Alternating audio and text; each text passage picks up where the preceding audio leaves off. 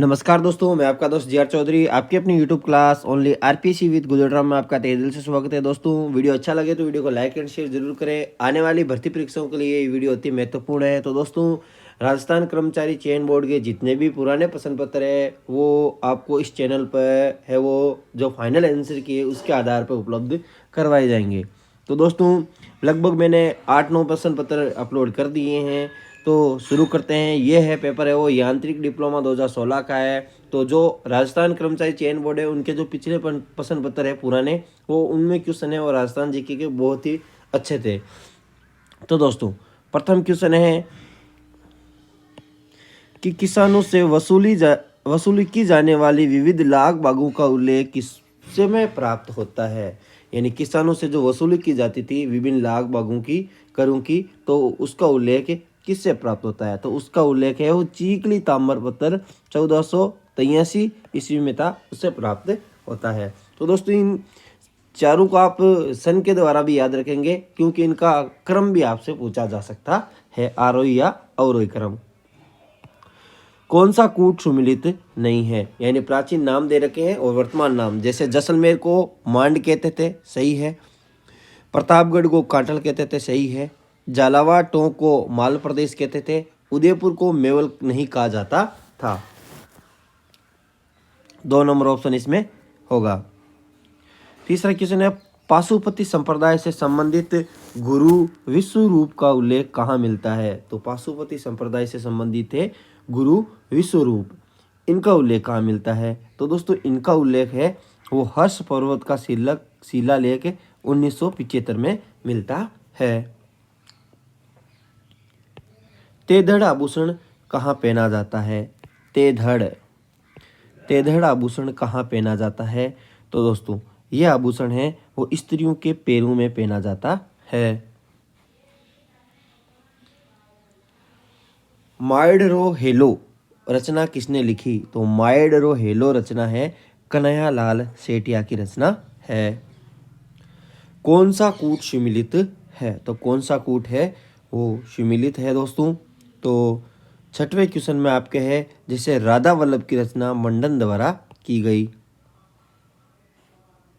डूंगजी जवाहर जी का संबंध किससे था। तो डूंगजी और जवाहर जी का संबंध शेखावाटी ब्रिगेड से था।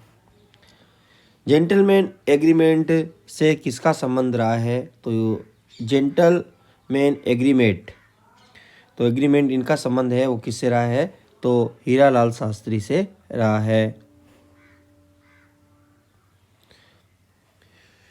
वीरों के स्मारक स्तंभ स्थान कहाँ पर स्थित है। तो वीरों के स्मारक स्तंभ स्थान है वो कहाँ पर स्थित है दोस्तों। तो यह है वे चूडला पे स्थित है। भरत सूप हुरमजी आरी किससे संबंधित है। तो दोस्तों, ये किससे संबंधित है जल्दी से बताइए। तो ये दोस्तों है कढ़ाई व पेचवर्क से संबंधित है। 1857 की क्रांति के समय नसीराबाद छावनी में कौन सी नेटिव इन्फेंट्री नियुक्त थी। तो उस समय दोस्तों थी 15वीं। जैसलमेर रियासत के इतिहास में पहली बार जौहर दिवस, तो जैसलमेर रियासत में पहली बार जौहर दिवस कब मनाया गया। तो जौहर दिवस है दोस्तों 16 नवंबर 1930 को मनाया गया। 13वां है राजस्थान में एक ही आंदोलन की शुरुआत। एक ही आंदोलन की शुरुआत दोस्तों आपके मोतीलाल तेजावत जी ने की थी। 1578 ईस्वी में कुमलगढ़ पर किसने आक्रमण किया। तो 1578 ईस्वी में शाहबाज खान ने आक्रमण किया था कुमलगढ़ दुर्ग पर। दुलकोट का संबंध राजस्थान की किस सभ्यता से रहा है। तो 15वें क्वेश्चन दुलकोट यानी अहाड़ सभ्यता यानी उदयपुर की अगाटपुर। महारानी विक्टोरिया के स्वर्ण जुबली उत्सव में भाग लेने के लिए 1887 में मारवाड़ के प्रतिनिधित्व के रूप में किसे इंग्लैंड भेजा गया। तो इंग्लैंड गए थे उस समय प्रताप सिंह मारवाड़ की तरफ से। मांडव ऋषि की तपोस्थली मांडकला के 16 प्राचीन मंदिर कहाँ स्थित है। तो ये मंदिर है आपके दोस्तों टोंक में स्थित है। कौन सा सुमिलित नहीं है। तो राजवंश दे रखे हैं और राज्य दे रखा है। तो दोस्तों इसमें जोधपुर राठौड़ सही है, जयपुर कछवा सही है, सिरोही देवड़ा सही है, अजमेर में चौहानों का था ने की भाटी राजवंश। कवि चंद्र बरदाई ने राजपूत राजवंशों की सूची कितनी दी है, तो सूची दी है तो ये है दोस्तों आपके 36। प्रताप सिंह बारड़ को किस केस के तहत बरेली जेल भेजा गया, तो प्रताप सिंह बारड़ को बरेली जेल किस कांड के तहत भेजा गया था, तो वो थे बनारस षड्यंत्र केस के तहत। राजस्थान में करक रेखा कहाँ से गुजरती है, तो राजस्थान में करक रेखा बांसवाड़ा डूंगरपुर से गुजरती है। और दोस्तों ये राजस्थान में करक रेखा की लंबाई 26 किलोमीटर है। राजस्थान में 56 का मैदान विस्तृत है, तो 56 का मैदान कौन से क्षेत्र में विस्तृत है दोस्तों, तो इसमें आपको बोनस दिया गया है।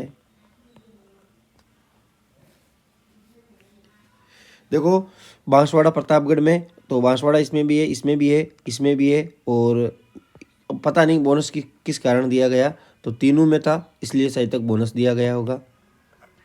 यानी बांसवाड़ा और डूंगरपुर प्रतापगढ़ इन क्षेत्रों में 56 का मैदान है जो माही नदी द्वारा बनाया जाता है।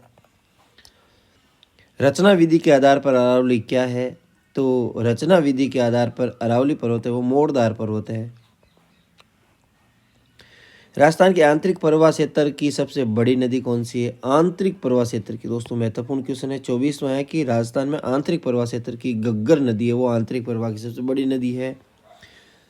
वह नदी जिसका उद्गम एमपी से होता है, राजस्थान में बहती है और खंभात की खाड़ी में गिरती है, तो दोस्तों ये नदी है वो माही नदी है जो करक रेखा को 2 बार काटती है।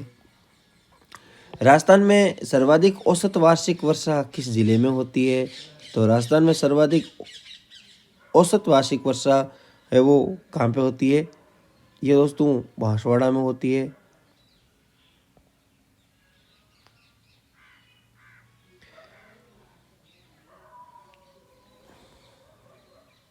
सर्वाधिक वर्षा तो झालावाड़ में होती है और सर्वाधिक औसत वर्षा है वो बांसवाड़ा में होती है। 27वां है कि राजस्थान में कोपेन वर्णित BWHW यानी BWHW है वो कौन सा प्रदेश है, वो शुष्क प्रदेश है, उसमें कौन कौन से जिले शामिल हैं, तो दोस्तों 27 में आपके क्या होगा, 27 में होगा जैसलमेर, बीकानेर और गंगानगर। दोस्तों जो क्वेश्चन आप यदि इनका विश्लेषण करोगे तो इन्हीं से संबंधित महत्वपूर्ण क्वेश्चन पूछे जाते हैं।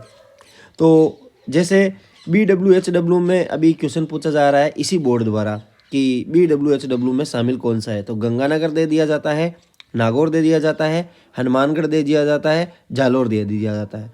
तो दोस्तों BWHW में गंगानगर शामिल है। राजस्थान में मिश्रित लाल और काली मिट्टी में सामान्यतः कौन सी फसल उगाई जाती है, तो मिश्रित लाल व काली मिट्टी में आपके दोस्तों कौन सी फसल उगाई जाती है, तो ये फसल है कपास व मक्का की। राजस्थान के कितने प्रतिशत भू क्षेत्र पर वनों का विस्तार यानी मार्च 2011 के अनुसार है, तो 29 में आपके हो जाएगा 9.55%। प्रथम जैविक उद्यान कहाँ स्थापित हुआ था, तो प्रथम जैविक उद्यान है दोस्तों आपके, तो इसमें आपके ये क्वेश्चन डिलीट हुआ है, तो नारगढ़ में हुआ था शायद, लेकिन इसमें बोनस दिया गया है सभी को। राजस्थान में सेम समस्या से गंभीरतम प्रभावित जिले कौन से हैं, तो सेम की समस्या यानी पानी का रिसाव है ऊपर से नीचे की ओर, तो 31 में आपके हो जाएगा 2 हनुमानगढ़ गंगानगर। इंदिरा गांधी नहर क्षेत्र में ये समस्या ज़्यादा है। राजस्थान में मसालों के समग्र उत्पादन में कौन से जिले अग्रणी हैं, तो दोस्तों मसालों के उत्पादन में आपके हैं अग्रणी जिले हैं वो है कोटा व झालावाड़। राजस्थान का लगभग 30% शस्य उत्पादन क्षेत्र केंद्रित है, तो राजस्थान का 100% का 30% हिस्सा है, यानी जो 100% शस्य होती है उसमें से 30% है वो कौन से क्षेत्र में होती है, तो ये है आपके भरतपुर क्षेत्र में।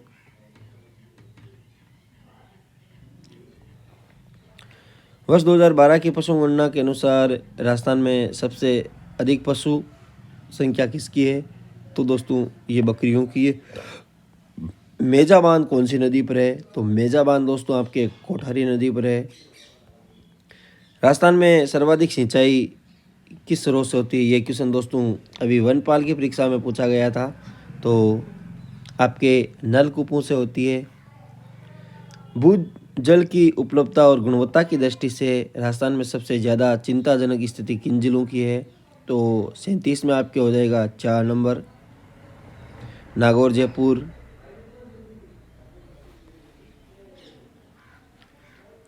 फ्लोरोसिस घर्षित पट्टी यानी कुबड़ पट्टी कहाँ पे है? तो कुबड़ पट्टी दोस्तों आपके नागौर अजमेर में है।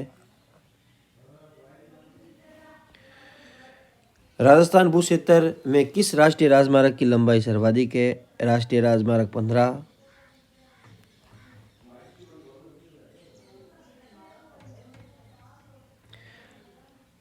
अगला है राजस्थान में बेंटोनाइट के प्रमुख उत्पादक जिले कौन से हैं? तो 40 में आपके बेंटोनाइट उत्पादक के प्रमुख जिले हैं वो है बीकानेर, बाड़मेर और सवाई माधोपुर। विस्कोसिटी का है तो 41 में आपके हो जाएगा 4 नंबर गैस बढ़ती और तापक्रम के साथ। लोकल वायुमंडल का प्रेशर नापा जाता है, किससे नापा जाता है दोस्तों? 42 में आपके बैरोमीटर से।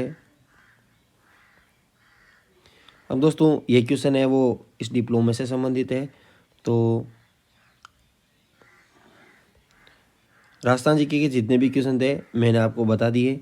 अब दोस्तों अगले वीडियो में हम और कुछ नया लेके आएंगे प्रश्न पत्र। यदि वीडियो अच्छा लगा हो तो लाइक एंड शेयर जरूर करें। Thanks for watching us.